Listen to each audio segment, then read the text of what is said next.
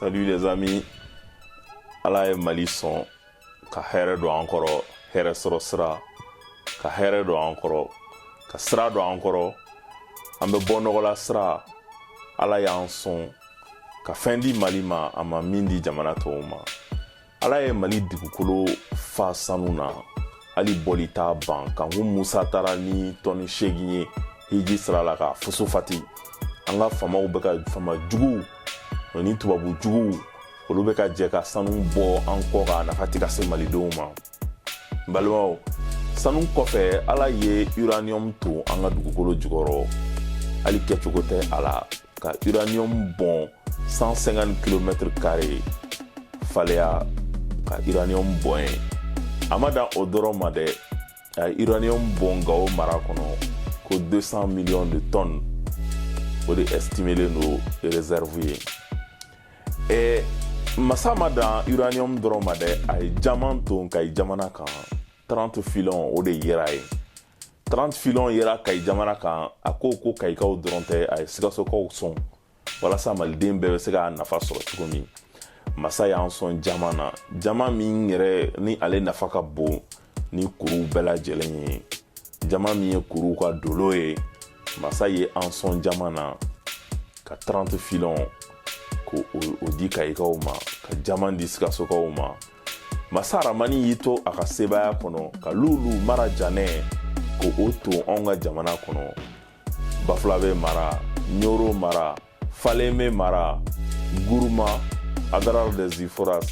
Ombori, Douanzan. Ala ye Mali sɔn dugujukɔrɔ nafolo fɛn caman baden de la. A ye bauxite yɛrɛkɛtɛ Bafin mara la, Keɲeba ani Kita. Masa Ramani y'i to a ka sebaya kɔnɔ ka manganèse di an ma, ka roche calcaire caman ba di an ma, 10 millions de tonnes o de bɛ Gangɔnteri, 30 millions de tonnes o bɛ Astro. Masa Ramani ye cuivre di an ma Nyoro jamana kɔnɔ, ka cuivre di an ma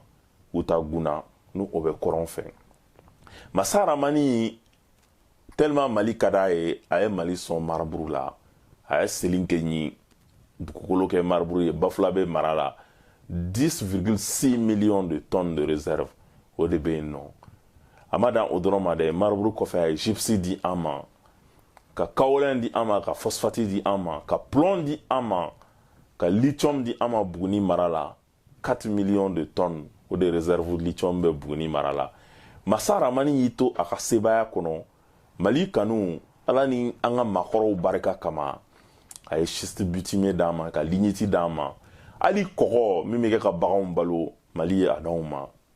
Tawudeni jamana kan, ka jagotine di an ma,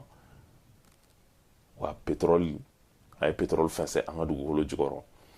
Donc Masa Ramani ye nin bɛɛ k'an ye, ko an yɛrɛ ka sira ta, sira min bɛ nɔgɔya da k'an ye, an ka hɛrɛ sɔrɔ sira, an ka bɔ nɔgɔla sira, walasa fantanya jugu min bɛ an kan, gɛlɛya jugu min bɛ an kan, ɲani jugu min bɛ an kan, o bɛ se ka bɔ an kan cogo min na. O de la bi an bɛna kuma min kan, o ye lithium de. Donc Ala ye lithium min fɛnsɛn Mali dugukolo kan, a ko bɛ cogo di, a bɛ se ka malidenw nafa cogo di, Mali bɛ bɔ nɔgɔ la cogo di lithium ko la. Allez, c'est parti. Mali ye jamana barikama ye, Ala ni an ka maakɔrɔw sababu, Ala ni an ka Ala yɛrɛ ka kanuya sababu, Ala ye Mali dugukolo sɔn, a ye fɛn di Mali ma dugu ka dɔgɔn diɲɛ kɔnɔ, a y'a ɲɔgɔn di dugu min ma. Bi an bɛna kuma lithium de kan. Lithium yɛrɛ ni tubabu ko a ma ko or blanc, tubabu ko a ma ko or blanc, dɔw ko pétrole blanc. Donc lithium yɛrɛ ni o ye pétrole blanc ye, o de ye fɛn ye, fɛn min ni dugujukɔrɔ fɛn don, ni ale bɛ kɛ ka batteries de baara. Donc batteries mobili courant bɛ ka mobili minnu boli laboli, ni o ye diɲɛ laban mobiliw ye, olu tɛ se ka marcher a kɔ, avion tɛ taa a kɔ, ni a ta ka lajɛ panneau solaire tɛ taa a kɔ, kuranmafɛn fɛn o fɛn ni o kɔni ni batterie ko de kuma b'o la, o tɛ taa lithium kɔ. Donc lithium ɲininikɛlaw y'a jira k'a fɔ ko lithium ko san 10 nataw la, ko ale de nafa bɛna bon kosɛbɛ ka tɛmɛ diɲɛ dugujukɔrɔ fɛn bɛɛ lajɛlen kan. Ala y'o fɛnsɛn Mali kɔnɔ, hali banni tɛ a la. I n'a fɔ Buguni mara, a y'a to yen ka lithium ton Buguni mara la, ne ma dala ni Buguni mara lithium ni an tɛna kɛ premier producteur mondial ye san nataw la. Bon n'i ye o ta k'o lajɛ i b'a ye k'a fɔ ko o lithium ko in ni o min yɛrɛ réserve estimé don 4 millions de tonnes na Buguni mara la an ka famaw ye a ko laraka koyi. U y'a ko ɲagami k'a ko kɛ i n'a fɔ an ka sanuko parce que u wulilen don k'u jɔ a sira fɛ. Donc u wulilen don cogo min na u ye lithium di mɔgɔw ma kaban. Donc lithium licence 25 an bɛ don min na ko bi u ye o de dilen don Buguni mara kɔnɔna na. Donc n'i ye o lithium licence ninnu ta k'a lajɛ i b'a ye k'a fɔ ko famajugu ninnu fɛɛrɛ min bɛ u bolo walasa ka a dabiri jamanadenw kan o de ye u bɛ licence i n'a fɔ pétrole ko la u tun y'a kɛ cogo min na u bɛ licence dɔ di société belebelebaw ma maintenant u yɛrɛ bɛ dɔ di u yɛrɛ ka société montelenw ma donc kɛrɛfɛ maintenant ni société belebeleba ninnu bɛ yɔrɔ min na ni olu ye ɲininiw kɛ k'a ye k'a fɔ ko ko nin lithium hakɛ bɛ nin cogo la donc olu bɛ wulikajɔw kɛ ka taa u ka licence feere k'o tɔnɔmada walasa u bɛ tɔnɔ sɔrɔ o la cogo min na k'a fɔ tubabuw ye k'a fɔ société baw ye anw ka mini bɛ nin mini de kɛrɛfɛ ninnu ka karisalakaw ka mini de kɛrɛfɛ karisalakaw yɛrɛ ye recherche kɛ ou bien olu ye bɔli daminɛ olu bɛ nin tɔni hakɛ de sɔrɔ nin bɔgɔ nin kilo hakɛ de sɔrɔ nin bɔgɔ tɔni hakɛ la donc o mana kɛ u bɛ o jago ka nafa sɔrɔ o la jamana kɔ kan o de la malidenw bɛ Mali kɔnɔ yan wari b'u kun jamana ka kan ni wari min ye u sigilen bɛ o wari de kan parce que dɔrɔn u bɛ licence ninnu san nɔgɔya ba la politiki siraw fɛ maintenant ka sɔrɔ k'u sigi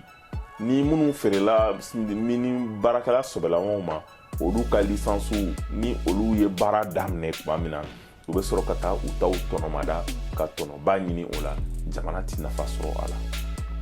o kuma masurunya ye jumɛn ye donc an ye ɲininiw kɛ tubabuw ka jate la a bɛ fɔ société minnu bɛ côté bourse la donc olu bɛ communication minnu kɛ donc n'i ye Mali lithium ta k'a lajɛ i b'a ye k'a fɔ ko société dɔ bɛ yen nɔ tubabu société dɔ bɛ yen nɔ ko Blenheim Natural Resources donc n'i ye o société in ta k'a lajɛ o société in o ye société in baselen bɛ anglais ka jamana de kan Londres donc licence bɛ ale bolo pour que ka 371 km² ka o de baara donc ale ni Nasham Holding olu de bɛ jɛ ka o baara ɲɔgɔn fɛ maintenant olu bɛ mun kɛ donc o société d'investissement ni ale ni Nasham Holding ni olu de jɛra ka 40% k'o san société dɔ la min tɔgɔ ko Mansa Lithium Holding donc Mansa Lithium Holding ni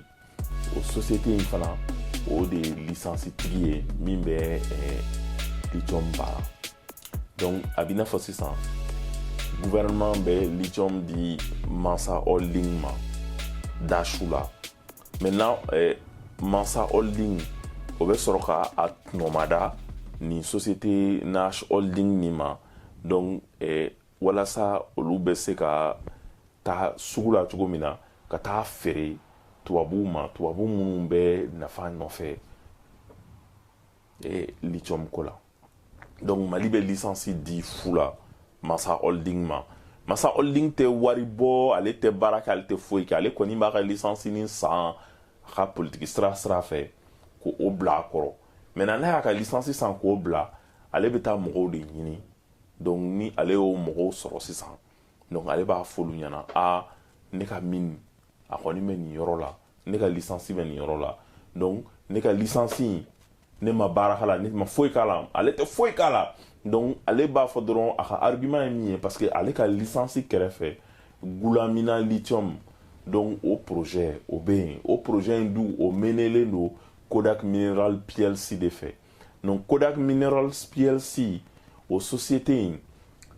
o ye société sɔbɛlama ye licence bɛ min bolo komi n y'a fɔ ɲɛna cogo min na u ye licence 25 min di donc o 25 in o dɔ bɛ Kodak Minerals PLC bolo maintenant Kodak Mineral PLC ye dingɛ sen k'a ka lithium ko ɲɛɲini. Donc ale y'a ye k'a fɔ ko lithium baden de bɛ Mali la. Donc ale ye baara minnu kɛ parce que ale ye sɛbɛkɛla ye. Donc ni taɲini société ninnu ni minnu fɔ aw ɲɛna sisan nɔ minnu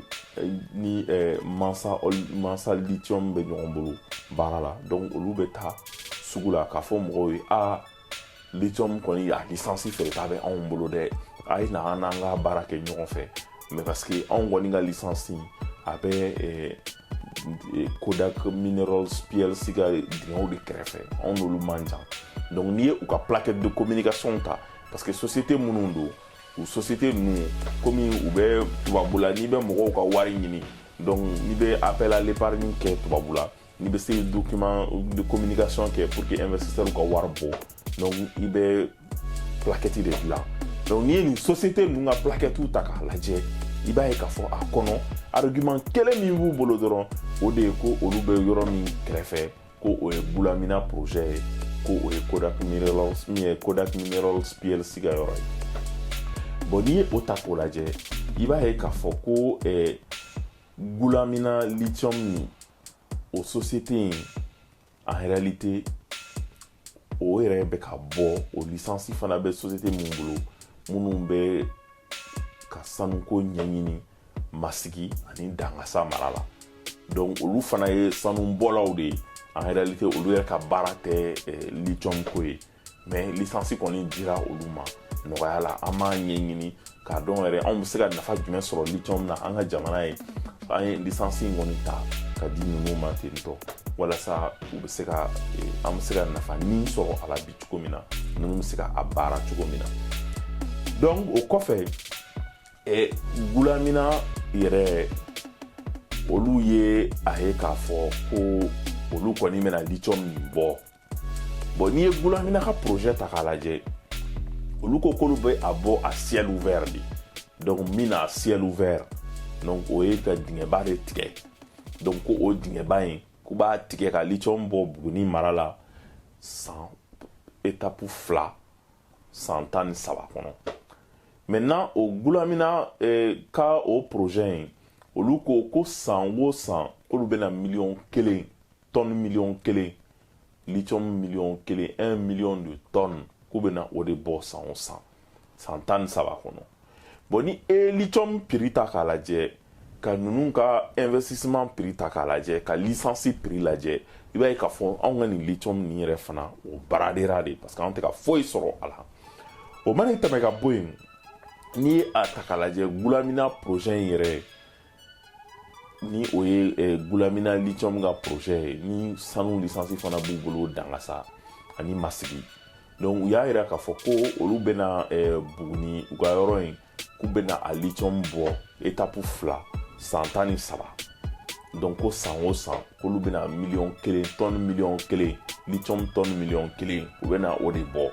Maintenant u tɛmɛlen kɔ ka bɔ yen o ko phase 2nan kɔnɔna la ko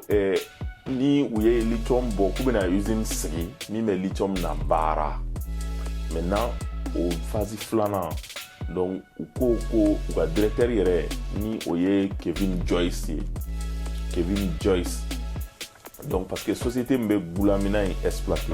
société tɔgɔ de ye ko Birimian. Donc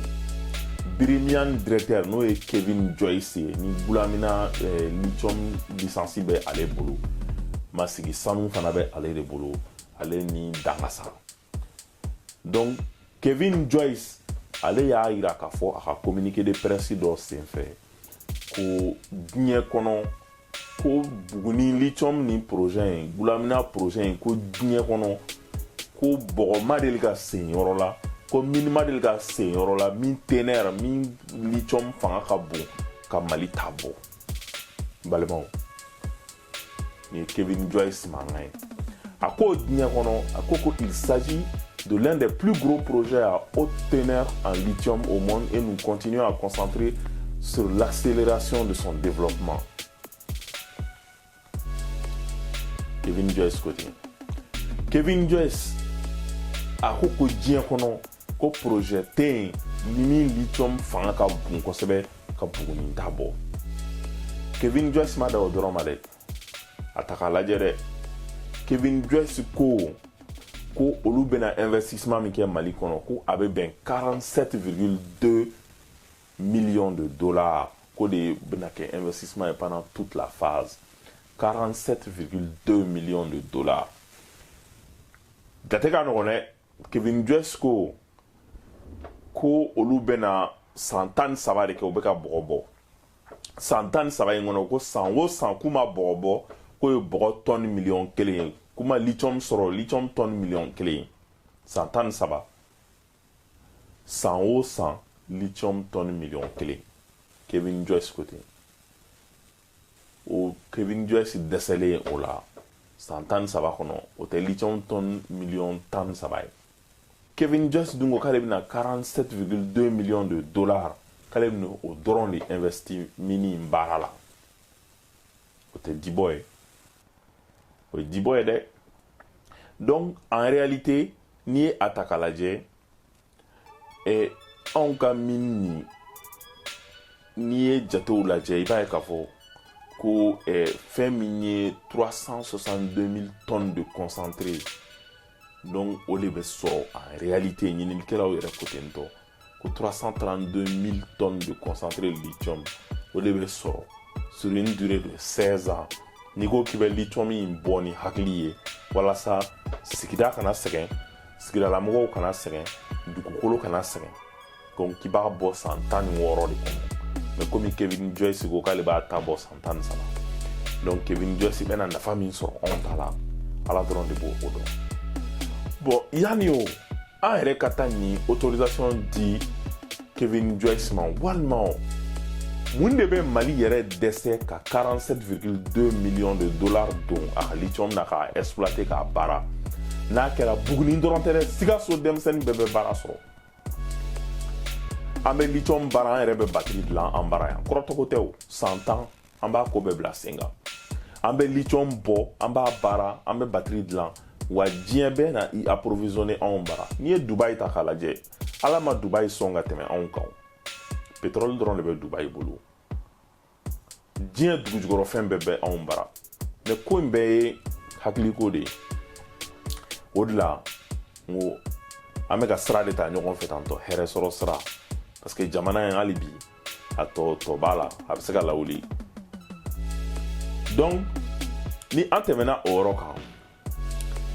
an bɛ n'an da don société wɛrɛ la ni a bɛ fɔ min ma ko Mindfinders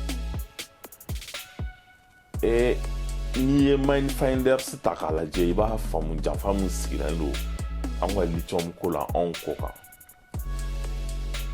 n kumana Kodals Minerals kan Kodal Minerals ye 90% kɛmɛ sara la 90 ko o licencie 100 sur 109 km² en 2016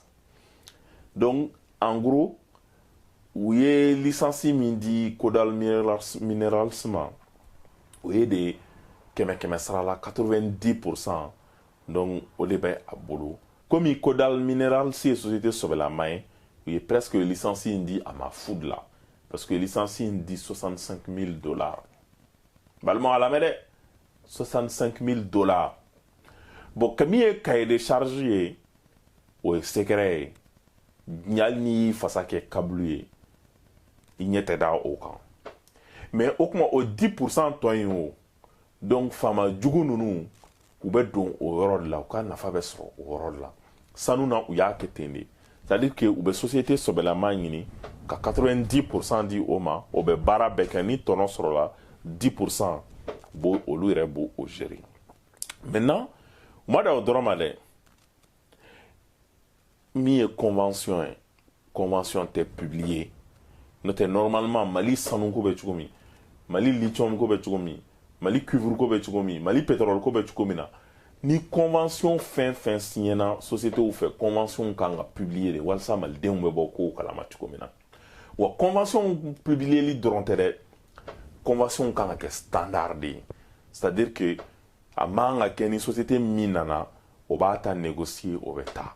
convention kan ka dilan ni de anw ka sanuko ye ni de anw ka pétrole ko ye ni de anw ka lithium ko ye n'i bɛ fɛ n'anw ka baara i bɛ don ni ne da fɛ maintenant k'o dilan k'o bɛn bɛɛ ma donc o la minnu bɛɛ ka critère bɛ kɛ kelen ye bari yanni yɛlɛmaw ka don kow la madala ni faamaw hakili bɛ Mali ka mini bɔ a baara a yɛrɛ ye n'o tɛ an yɛrɛ ka nafa bɛ sɔrɔ o la i n'a fɔ n y'a yira o la cogo min na maintenant convention tɛmɛlen ko ka bɔ yen registre public fana tɛ yen min ye tubabuw b'a fɔ minnu ma ko propriétaire réel des sociétés parce que convention bɛ signé société écranw bɛ na a société ninnu bɛɛ immatriculelen don paradis fiscaliw de la donc mɔgɔ si t'a dɔn société ninnu jɔnw taw don yɛrɛw la donc anw tɛ o exiger donc société tigiw dɔnnen tɛ kosɛbɛ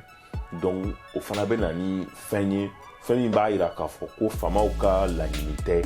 jɛya yɛrɛ ka don an ka dugujukɔrɔ kow la ani an ka dugujukɔrɔ fɛnw u nafa bɛ se ka se an ka jamana kɔnɔdenw ma cogo min na maintenant n'i ye lithium ta k'a lajɛ i n'a fɔ n y'a fɔ cogo min na lithium nin ale bɛna kɛ dugujukɔrɔ fɛn min nafa bɛna bonya kosɛbɛ san 10 nata ninnu kɔnɔna la ka sababu kɛ batterie ko ninnu ye parce que lithium nin ale batterie ninnu bɛ recharger joona de rapidement donc hali n'i ye téléphone ninnu ni fɛnw ta k'a lajɛ i b'a ye k'a fɔ ko olu bɛɛ batterie olu bɛɛ bɛ dilan ni lithium nin ye donc ale batterie de bɛ bonya kosɛbɛ donc ɲininikɛlaw yɛrɛ y'a jira k'a fɔ ko yanni 2025 cɛ ko lithium demande bɛ taa fo 534 000 tonnes de la 534 000 tonnes donc n'i ye graphique in yɛrɛ lajɛ i b'a ye k'a fɔ ko lithium ko a bɛ kɛ ka don ba la ka taga a feere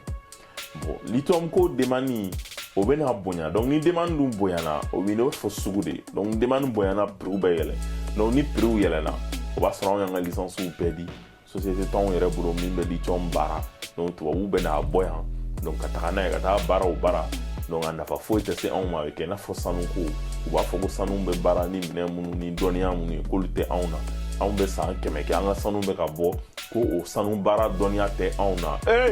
an bɛ dɛsɛ ka baara di an ka denmisɛnninw ma anw bɛ dɛsɛ k'o dɔnniya don an ka denmisɛnninw na k'an ka sanu baara an baara yan mais nin ko in bɛɛ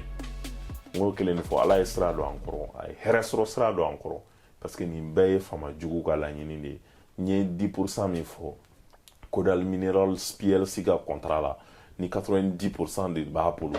a bɛɛ bɛ kɛ o cogo de la Morila ɛsaw kɛra ten tɔ de contrat fɛn fɛn dira a bɛɛ bɛ di ten de u b'a bɛɛ ci ten de donc 10% min bɛ réservé u yɛrɛw u b'o tila u ni ɲɔgɔn cɛ maintenant n'i ye lithium min ta k'a lajɛ min bɛna kɛ diɲɛ laban pétrole ye pétrole blanc donc lithium ni ale yɛrɛ a bɔli a man gɛlɛn kosɛbɛ donc a baaraw man gɛlɛn kosɛbɛ maintenant problème yɛrɛ ye min ye a dɔnniya donc a dɔnniya ni o sɔrɔli ni o tɛ tɛmɛ san 5 san 10 kan Mali bɛ se ka o ɲɛɲinini daminɛ ka yɔrɔw bila sen kan yɔrɔ minnu bɛ lithium baara kow kɛ an bara an ka jamana yɛrɛ b'a bɔ ni an ka société d'état ye a nafa bɛ se an bara a nafa bɛ se an ka jamana ma cogo min na donc ni an ye o siraw ta olu de ye an ka hɛrɛ sɔrɔ sira ye olu de ye an ka nafa sɔrɔ siraw ye donc an ka jamana bɛ bɔ nɔgɔ la o sira de fɛ mais ni an y'an ta kɛ ka lisansiw feere parce que faamajugu bɛ 10% sɔrɔ o 10% o wariw u b'olu kɛ ɲɔgɔn kan ni kalata sera jakartaw bɛ san wariw bɛ di mɔgɔw ma t-shirtw bɛ dilan an bɛ nɛgɛ n'o o kɛlenw ye tuguni an bɛ sa tan an denw bɛ sa ten an mɔdenw bɛ sa ten fan fu fa fu donc o dun ye min ye ni o kɛra a ye jɔ don ala bɛ jigin an na parce que ala m'an da o kama maliyɛn ma da sɛgɛn kama maliyɛn ma da ɲani kama dubayikaw bɛ cogo min na bi Mali bɛ se ka kɛ ten san 10 nata ninnu kɔnɔ ni an wulila k'an jɔ k'an cɛsiri k'an bolo di ɲɔgɔn ma k'an ka jamana baara ni ladiriya ni tilennenya ye ani dɔnniya ye donc min tun bɛ lithium ko la o de tun ye nin ye ka lase anw ma donc ni video nin diyara i ye kana ɲina i b'a partager walasa mɔgɔ caman bɛ bɔ fɛnw kalama en même temps i bɛ se ka taa n ka page Facebook kan compte Twitter ou bien compte YouTube ou bien un site internet jarah.org. Merci.